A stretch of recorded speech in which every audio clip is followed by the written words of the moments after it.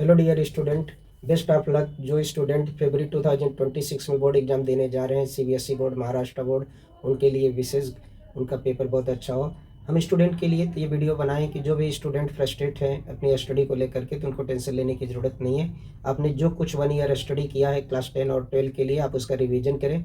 इस टाइम में आप बोर्ड एग्जाम बहुत नज़दीक आ रहा है, आप टेंशन लेंगे तो आपके पेपर और भी गड़बड़ होंगे। आप पास्ट क्वेश्चन पेपर 5 ईयर्स का लेकर के सॉल्व करें, अच्छे से समझें। जो स्टूडेंट सीबीएसई बोर्ड एग्जाम दे रहे हैं, तो सीबीएसई बोर्ड एग्जाम के लिए साइंस स्टूडेंट के लिए एनसीईआरटी की बुक्स रेफ़र करें। उसके अंदर के examples, diagrammatical questions, physics, chemistry, mathematics का प्रैक्टिस करें।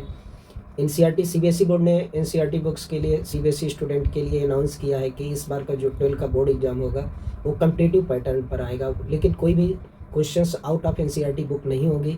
इसलिए आप अपनी बुक को बार बार रिवाइज करें। जितना दिया है एनसीईआरटी में, कोई भी प्राइवेट बुक, रेफरेंस बुक पढ़ने की ज़रूरत नहीं है, क्योंकि एमसीक्यू बेस्ड क्वेश्चन होगा तो वो एप्लीकेशन बेस्ड क्वेश्चन होंगे, डायग्रामेटिकल बेस्ड क्वेश्चन होंगे, न्यूमेरिकल बेस्ड।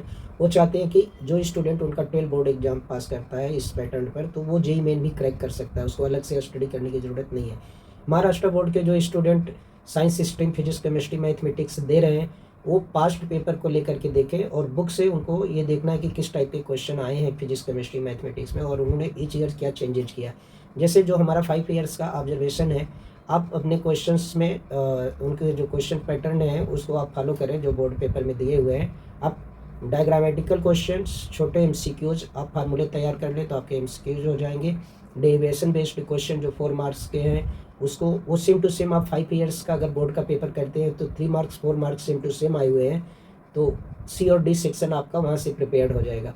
प्रॉब्लम आपको बी और ए सेक्शन के लिए है, तो उसके लिए आप डायग्रामेटिकल क्वेश्चंस, छोटे छोटे डेफिनीशंस विथ एग्जांपल, आप कोई भी डेफिनीशन जब भी पढ़ें विथ एग्जांपल प्रैक्टिस करें। फिजिक्स, केमिस्ट्री के लिए, मैथमेटिक्स के लिए छोटे क्वेश्चन प्रैक्टिस करें, एप्लीकेशन बेस्ड फार्मूला के एप्लीकेशन बेस्ड क्वेश्चंस को प्रैक्टिस करें। आप एग्जांपल में अच्छे क्वेश्चन दिए हैं छोटे छोटे महाराष्ट्र बोर्ड के, वहाँ से आप मैथ को प्रैक्टिस कर लें।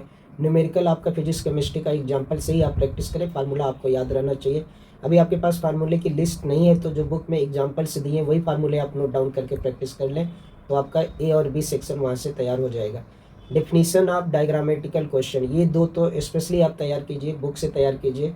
इसके लिए आपको किसी डाइजेस्ट या उसके ऊपर आप डिपेंड ना रहें, और जो आपके पास टाइम बचता है उसमें आप ईच डे कम से कम मिनिमम 2 पेपर बोर्ड के आप प्रैक्टिस करें। Minimum 2 paper physics, chemistry, mathematics की प्रैक्टिस करें।